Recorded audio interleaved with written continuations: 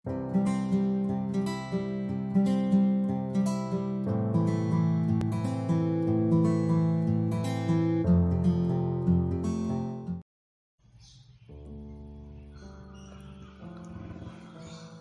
Gandul, kisah kehancuran Jawa dan ajaran-ajaran rahasia ditulis oleh Damar Sasongko. Adalah buku yang sangat kontroversial dan menarik. Ulasan yang digarap dengan cukup apik dan mengalir, dibawakan dengan bahasa yang membumi dan diberikan catatan-catatan, membuat pembaca akan tertarik untuk membaca hingga tuntas buku ini. Buku yang mengarah kepada penajaman perbedaan antara Islam dan Buddha serta penghapusan Buddha di tanah Jawa. Darmo Gandul diterangkan sebagai judul buku adalah seorang murid dan guru bernama Kalawadi. Buku aslinya adalah tidak memberikan atau mensiratkan nama penulisnya.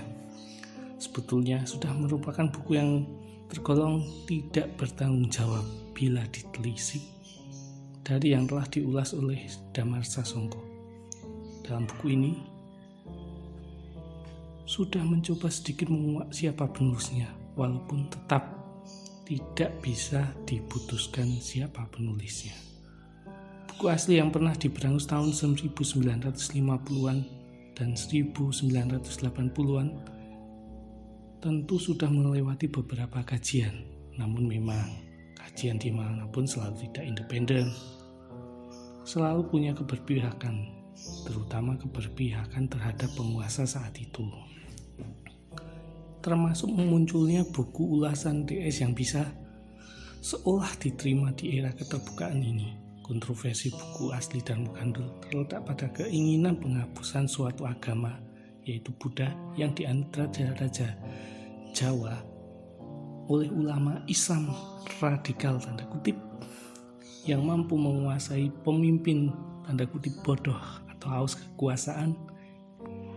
Diingkari atau tidak, manusia bisa berkumpul itu karena suatu frekuensi atau suatu tujuan, bahkan bisa bercampur karena nafsu yang sama.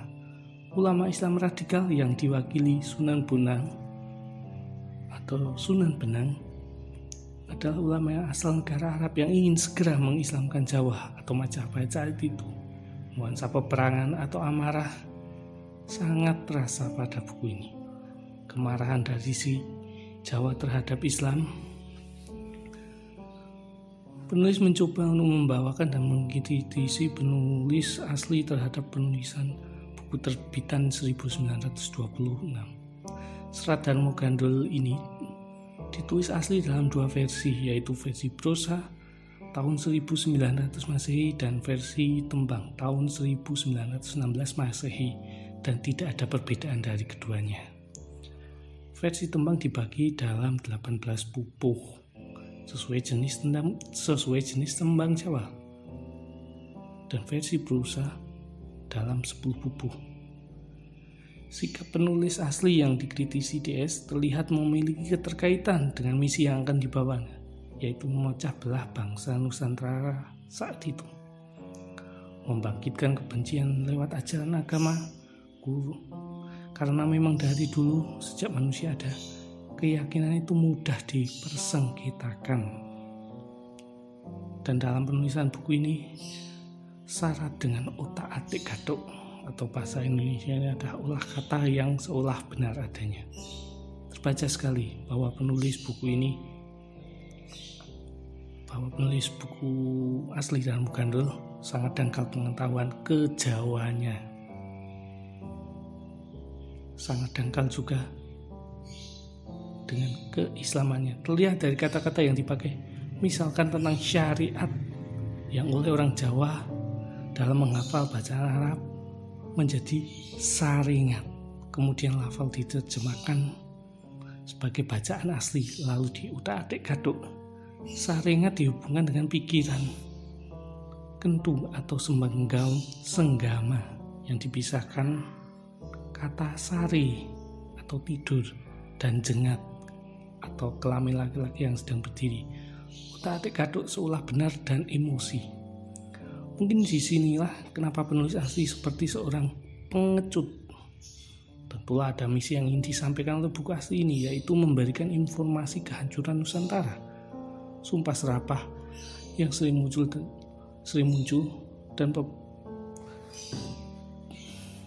dan pemecah belahan seperti aksara Jawa yang diartikan lain saat zaman Belanda menguasai Nusantara. Ono Coroko Doto Sowolo Bodo Joyonyo Mongko Bodo Ngodan tidak diteruskan lagi dengan Dura Sembada, Duga Prayoga, Aji Saka, Hango Jowo. Dalam cerita versi Belanda, yaitu versi Adu Domba, umat tokoh Aji Saka, pemimpin Dura Sembada dan Duga Prayoga sebagai rakyat untuk perang sendiri sesama saudara. Inilah pembentukan budaya untuk kepentingan penguasa. Seharusnya aksara Jawa tidak ada keterkaitan dengan personifikasi, namun untuk sebuah kepentingan maka kembali lagi udah adik-aduk. Bangsa Jawa sering dikaitkan dengan aksara Jawanya. Misal nek di pangku mati, di pangku diartikan simbol kekuasaan, dan mati diartikan sebagai tidak memiliki kekuasaan. Ini misi penjajah bahwa bangsa Nusantara jangan ada pemimpin yang memimpin.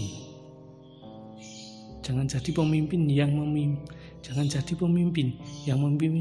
memimpin aku saja. Dalam tanda kutip itu diartikan Belanda. Seandainya ada pemimpin dari bangsa Nusantara, dicarikan pemimpin yang lemah. Seandainya ada yang kuat, maka diperangi untuk diganti yang tunduk dengan mereka, Belanda, lewat tangan-tangan bangsanya sendiri. Hal itu seperti pesan dari Dura Sembada dan Duga Prayoga versi Belanda. Konsep iluminasi atau konsep Dajjal ada konsep Ya'juj Ma'juj, konsep pembengkokan kebenaran dan singular kekuasaan. Kembali lagi pada buku Dharma Gandul. Pesan dari buku ini mengarah kepada kekuatan spiritual Jawa yang diplesetkan untuk kepentingan tertentu. Kepentingan membuyarkan mana yang benar dan mana yang salah lewat jiwa-jiwa pengecut penulis asli Serat Dharma Gandul. Kebenaran tentu lewat mempertajam pikiran dan hati sesuai dengan perjalanan spiritual masing-masing individu, sehingga ojo kagetan, jangan kaget, dan ojo gumunan, jangan terheran-heran saat menerima adanya kebenaran itu. Terima kasih. Damar Sasongko, Anda membuka kembali sejarah masa lalu untuk sama-sama diolah dan diolah lagi. Mungkin dari kemarin ada yang menyisipkan Serat Dharma Gandul ini sebagai referensi utama atas runtuhnya Majapahit. Mungkin ini sebagian kecil sanggahan, nanti akan saya buatkan lagi sanggahan-sanggahan lain. Terima kasih.